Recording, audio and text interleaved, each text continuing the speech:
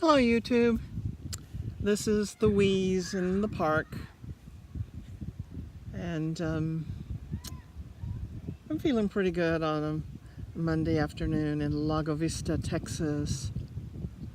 And this is me without makeup except for some lipstick. I'm not a savage after all. And I just made a video of a song that I wrote with Claire Michelle,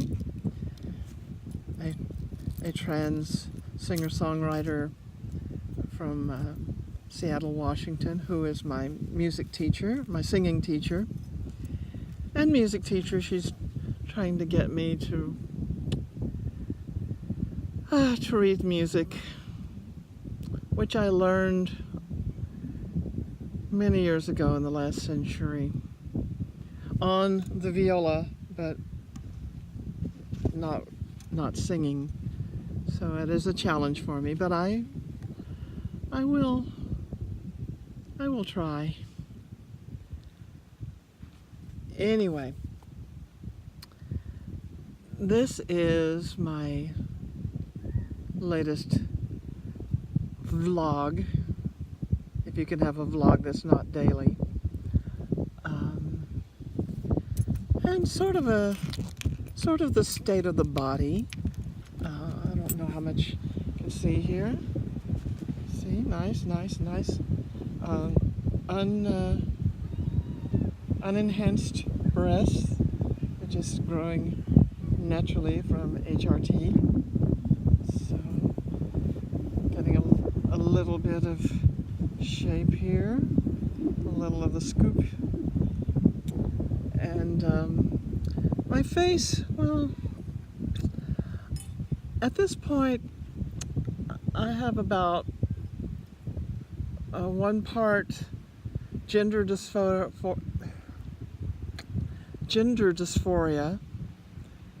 and 5 parts age dysphoria.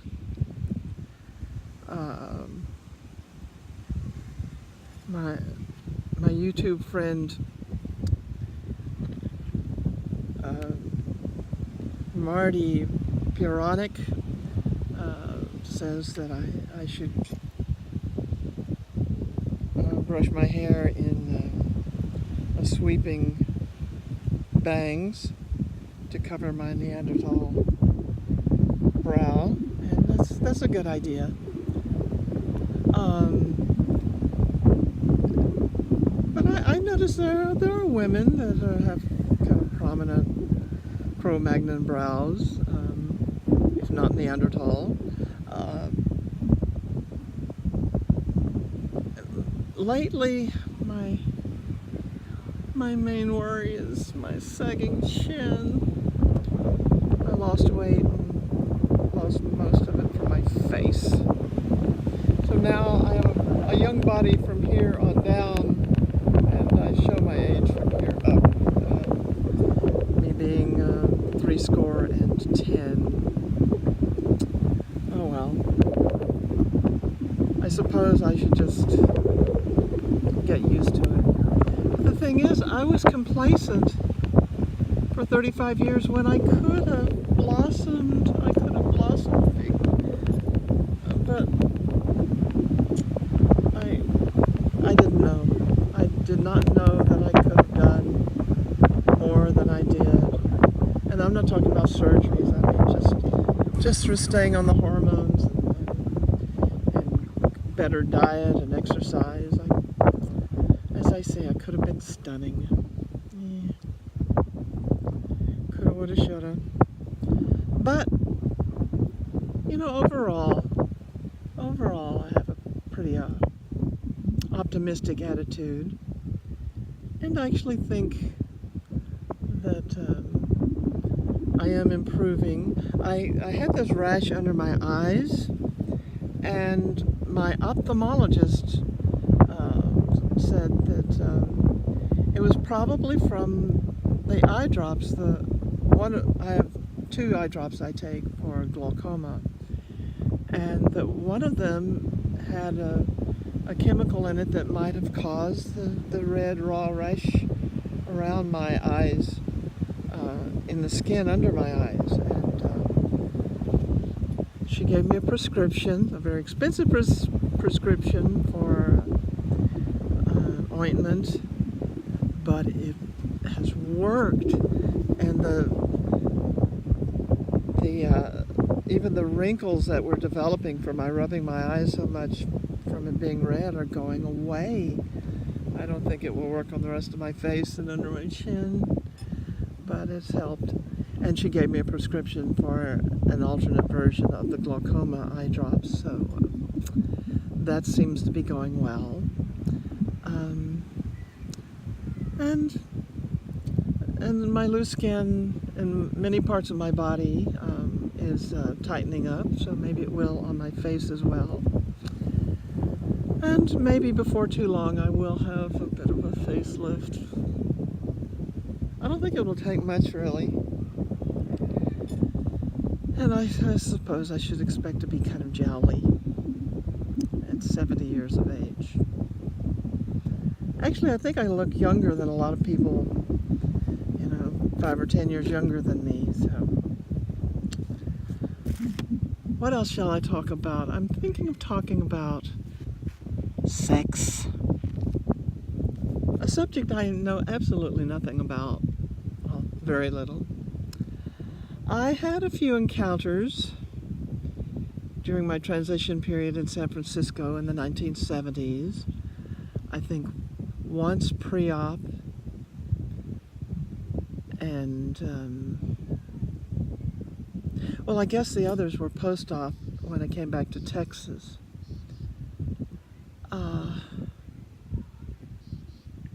And at no time did I use my original equipment. I hid that away as much as possible.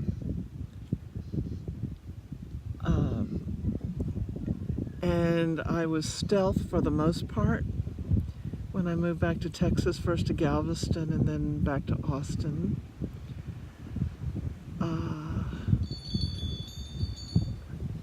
I had 2 sexual experiences in Galveston, one with a young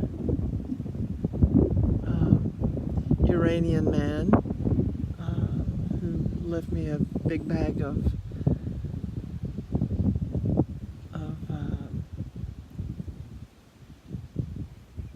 what are those nuts called?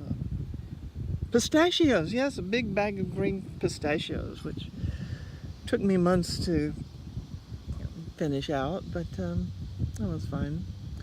And the other was, I think, a young Marine on holiday on the beach there, who was probably, if you can believe it, even more naive than I was. He hid his wallet under my rug in the living room, and if I were the type to steal his wallet, I would have seen it because it made a big bulge in the rug.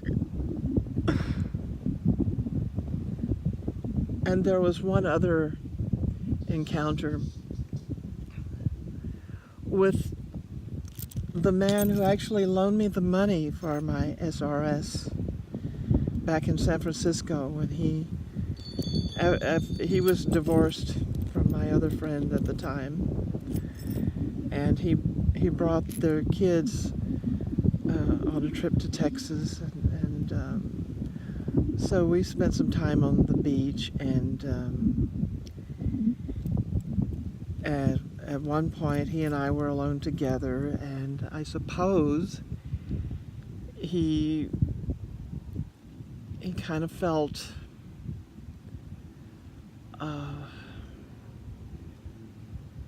entitled to sex with me since he had kind of paid for it, even though I had paid him back within a few months from my insurance.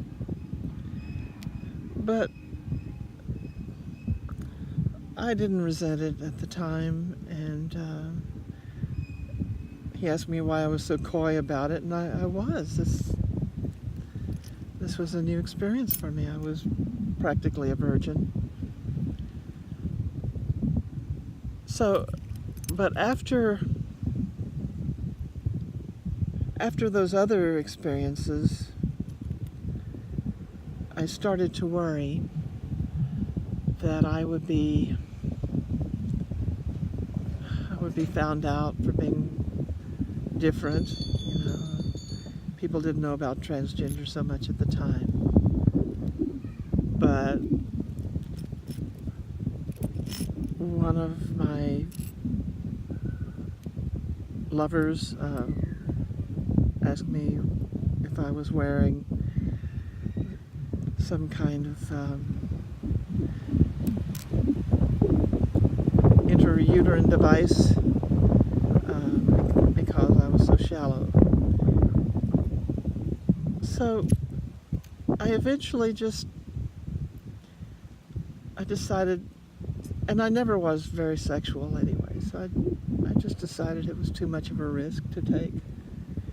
So for almost 40 years, I just didn't have anything to do with sex. I did have a boyfriend for several years. We had sex once or twice. I thought it was because I didn't like sex. I began to realize after several years that I just didn't like him that much sexually. And I only began to flower a little bit in the last few years after retirement and after getting back on hormones again, what I call my third transition. And now I'm open to it, and now I'm 70 years old and wrinkled. Oh well. I do have a plan, though, to be the sexiest woman in the nursing home. So there's an ambition.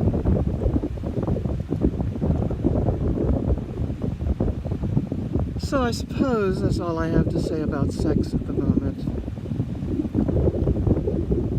I may make other comments on the world around me, how they deal with sex. Those people out there who are not me, both cis and trans. But that's for another video.